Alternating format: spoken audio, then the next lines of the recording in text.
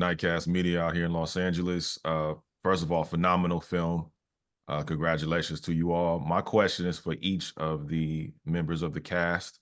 How difficult was it for you all to not only just embody these characters, but be able to give them the life that they deserved to be able to portray them on screen?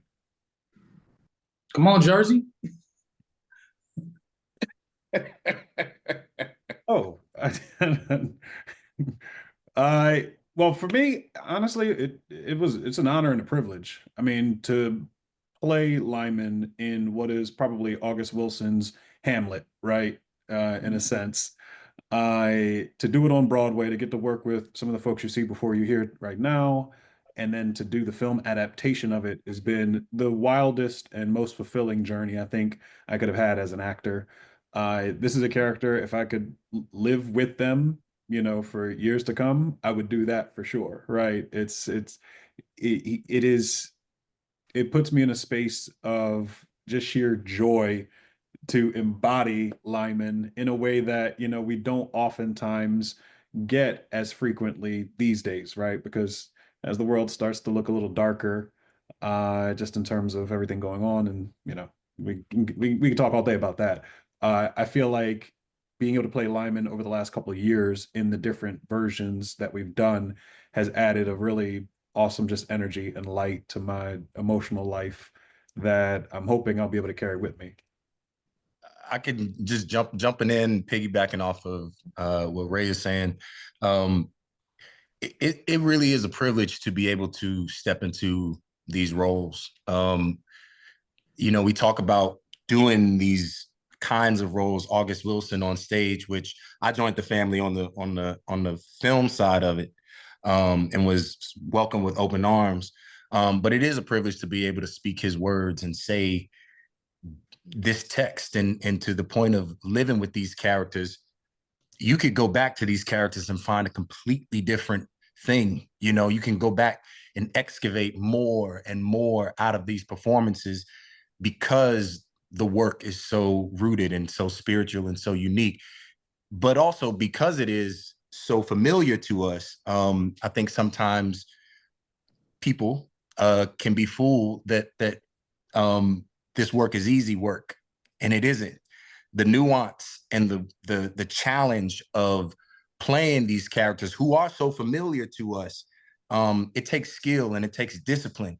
And so I look at this for me was running with stallions. Everyone you see on this screen and those cast members who are not on the screen as well, it really is like running with stallions. It felt easy because we were all prepared thanks to the rehearsal that Malcolm gave us the time to fall into.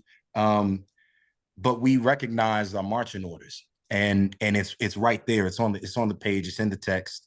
And we always talk about the music of it, and all you got to do is listen to it and play it. But you gotta have your conductor.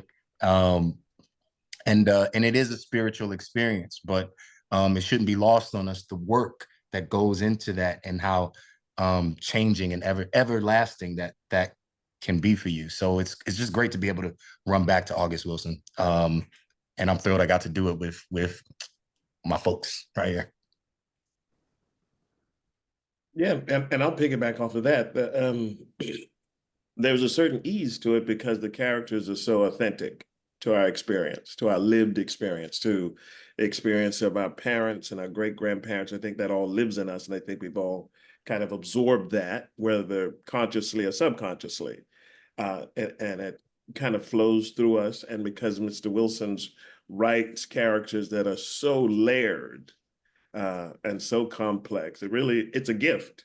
It's a gift as an actor to be able to step behind some of these characters and find their humanity, the depth of their humanity. And I think in a way that isn't necessarily understood in the broader society, who these people truly are. So it's a gift. I say it's an incredible gift.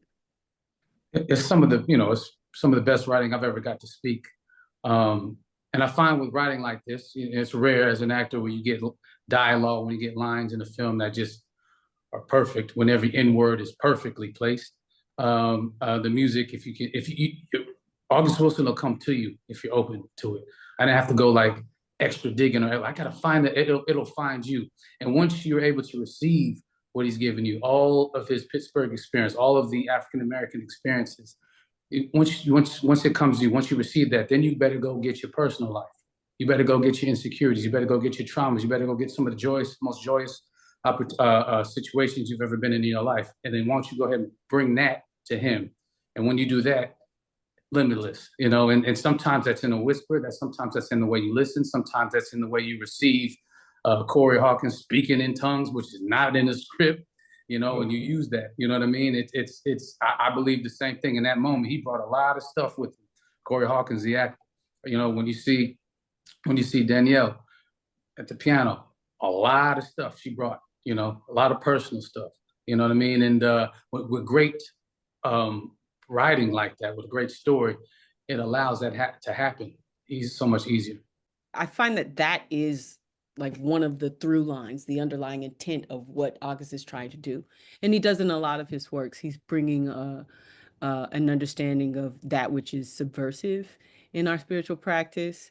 It's some people doing some real crazy, beautiful cinematic, like excavating of the film, and like, oh, here are the haint blue colors that are critical in Southern culture when thinking about the South Carolina particularly, but that's also done in Gullah environments, right, of Georgia, right? That haint blue is critical in protection from hauntings and whatnot. You all appreciate it. And you guys definitely got one with this one for sure.